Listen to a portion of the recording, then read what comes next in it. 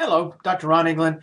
I'm going to take you through a step-by-step of using the XML property object with a blank application and save some data to a database using it. So, how do you do this? Well, first I have in Visual Studio Ultimate 2013 that you can see right here. Looking up there is a blank. I've created a project using a project template, and it's blank using a web forms template, and I'm going to go ahead and actually create an entire whole class structure using this and save data to the database. Wow. Well, let's first see what we want to do. First thing I do is, this is a totally brand new project, default project created by Visual Studio 2013 Ultimate. I like keeping my code in the app code directory, so I'm going to say new, add new folder, app _ code. And you're going to say, why do I like doing that? Well, I like doing that because the old versions used to do this, and I like doing it. So the old versions of Visual Studio used to do that. I like to keep it there. Now, I need to make some code. So I'm going to right-click on this, and I'm going to say add new item, and I'm going to create a class. And I'm going to be teaching you to use the XML property object. So the class I'm going to create is XML property object. And the advantage of using the XML property object is it's an object repository. It lets you create classes that inherit from XML property object, and they're capable of saving and retrieving themselves, which is kind of an awesome thing. So I'm going to click add, and voila, I've got this nice little blank CS file. But I have the code from the website of XML property object version 2 right here. Well, the first thing I'm going to do is I'm going to copy the usings, because I know those usings are going to get used, over to here, to the usings here. Voila. Okay, well, I'm not using them yet. The next thing I'm going to do is, I don't want to retype the namespace. I could have just retyped the namespace, but what I'm going to do here is I want to use the existing namespace that it assigned me, which is app code XML property object. So I need to copy everything from the namespace down, all the classes and interfaces that are in here. I need to copy them all. So I'm going to go all the way down. It's going nice and slow. Come on, keep moving. I'm just going to keep going, keep going. As you can see, there's a lot of code in XML property object. And there's actually multiple classes that make the whole thing work. But I'm going to copy all the classes. And it's basically two classes in an interface that make it work. And I have a good tutorial on all the code involved. Okay, so I'm going to copy all the way down to where it says end class. And then I'm going to go over here. I'm going to get rid of this one, and I'm going to paste it in its place. Voila, all done. Now, at this stage of the game, I am going to do two things. One is I'm going to right-click. I'm going to click on XML property object, and I'm going to change the build action from content to compile. Okay, I want it to actually compile real time. If I know that way, I know if there's any bugs or anything. Then I am going to come over here, and I'm going to bring up. Well, I'll do this. I'm going to click Start in Firefox, and I'm going to drag Firefox over here. And the reason I'm doing this is I just want to make sure that I didn't introduce any bugs or errors into the project when I copied that entire massive chunk of code, because that's going to actually have to compile. That code has to compile for it to work. And it pops up. This is the project. It compiled. It worked just fine. I can stop for a second. Okay, now I'm going to stop. Now, I know this works. Okay, doesn't actually do anything. But XML property object did not break anything. All right, so I'm going to go over to app code, and I'm going to say add again. I'm going to add a new item, and this time it's going to be a class, and I'm going to call this class a sample class. Okay, well, no problem. And there it is, it's sample class. Now, I need to do some stuff here. One thing I want to do is I want to make a sample class inherit from XML property object. Well, normally I would just come right over here and I'd say colon, and I start typing an XML property object, and I'd actually expect it to pick that up. Well, it didn't. Let's do a couple things first to make that work.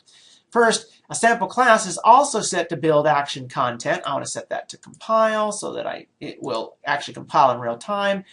And I am using, one of the things I typically do here, and it should work just fine, there's the namespace. I want to use that namespace over here. Even though it is the same namespace, this is a little trick to make it work. Using, and then I put the namespace that one was. I put the semicolon in here, and now I've got it set to compile. I click colon, and I start typing. And notice that in my choices is XML property object. So I got it. There. Well, now I've created a sample class. It inherits from XML property object. It doesn't do anything. I am going to set one property. I'm going to make a string property. It's going to be public, so I'll say public string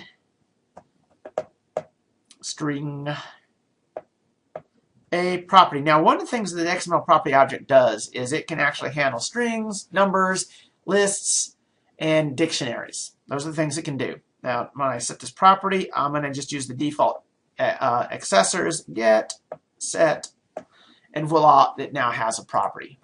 Okay, and I can save this. Control S, it's saved. Well, you know what I can do now? I can run it again. Let's just make sure I didn't introduce any more errors. And whoop-de-doo, here it goes, and it's running, and it's running, and it's running, and then voila, it will pop up just fine, and it should say, okay, works fine. I didn't introduce any errors. And this is just, I kind of gotten used to that method of running it on a regular basis and make sure I didn't do anything there. Now, I want to create a page that uses my class I just created, a sample class, which inherits from XML property object. Okay, well, I'm going to, again, add, and I'm going to add a new folder, and I'm going to call that folder pages, because I want to put some pages in it. I usually try to put pages in logical places. This app doesn't do anything, so the logical place is pages. And now I'm going to right-click on pages. I got pages highlighted. I'm going to click that, and I'm going to say add, new item. And now I'm going to actually create a web form. Okay? And the web form will use the master page. I don't have a problem with using the master page. And I'm going to call this a sample page. All right, and I add it. And I'm going to use the site master as the master page. And now I've got that page. Now, of course, that page isn't doing anything yet. I don't have any objects on there. But I am going to do something here. I'm going to go to the code behind, the CS file, code behind, and we're going to look at that. Page load always executes when that page is loaded. So how can I know if my object's working? Well, I know how to make my work if my object's working. I can say sample class. Now look, oh, I'm not getting it. Getting sample class. Okay, I want to be able to use it. Well, because I don't have the using up here. Using. And now if I actually do this the other way, if I start with app, I should get app, web forms applications, dot, and now app code. It's one of my options, enter, and semicolon. Okay, that's because sample code was in this namespace. Okay, should work.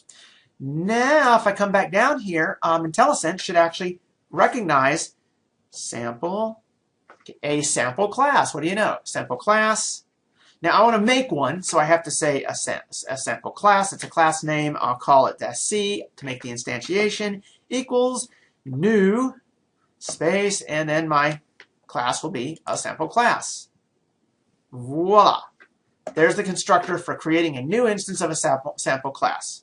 Okay, let's just at this point, let's try it again and make sure I didn't break anything. So I'm going to come over here. I'm going to close this. I'm going to move it back out of the way so you can see what I do. I click on startup again. Okay, now this time it's actually going to start that page because it's set to go ahead and start compilation, showing you the page that I just created. And and it works. It actually instantiated that because the page load would have had to done it. So my sample class actually worked. Hey, we're awesome. Let's keep going here. This is all working very well. I have brought in the XML property object. I've created a class that inherits from it, and I've instantiated it on a page. Now let's set a property and save it. But oh wait, can't do that just yet because it saves it in a database.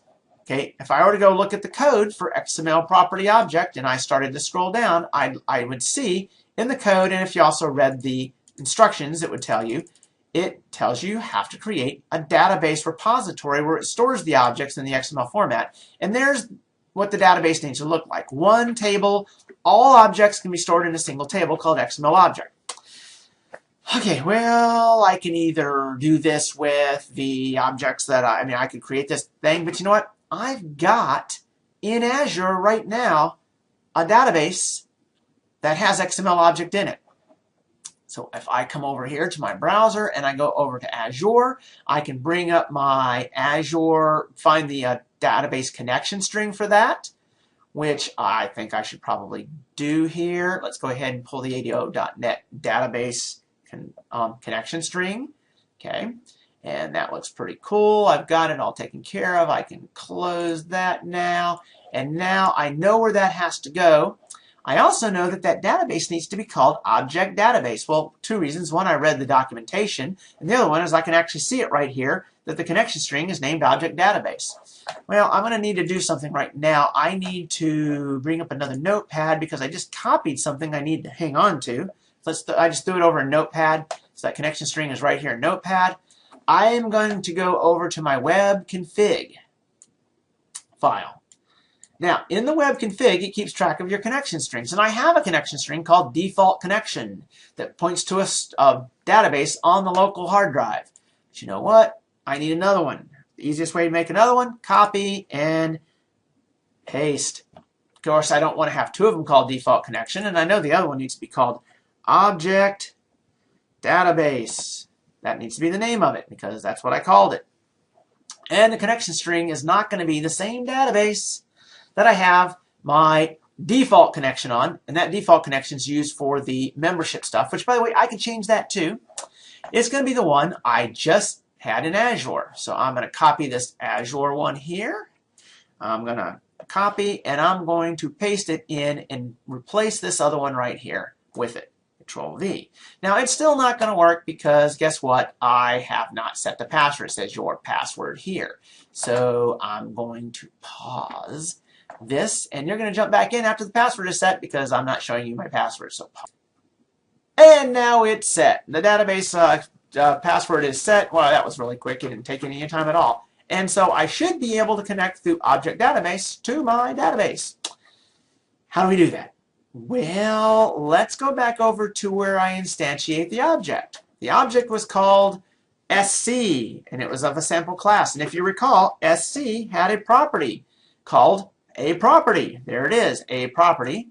And I can set the value of that property to be equal to, wow, this saved it.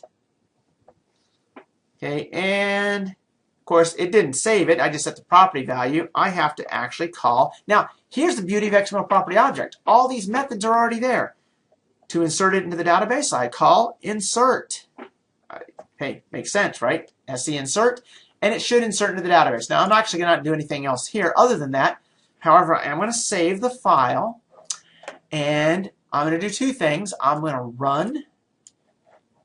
I'm going to close the old one out. That was the blank one there. And I'm going to go ahead and hit the run button. And what will happen is I should, if everything worked as according to plan, the page will pop up even though it's a blank page. But something actually happened this time on page load. I inserted data into the database. Well, how do I actually know that it worked? Well, one, it didn't crash, so that's kind of a good sign.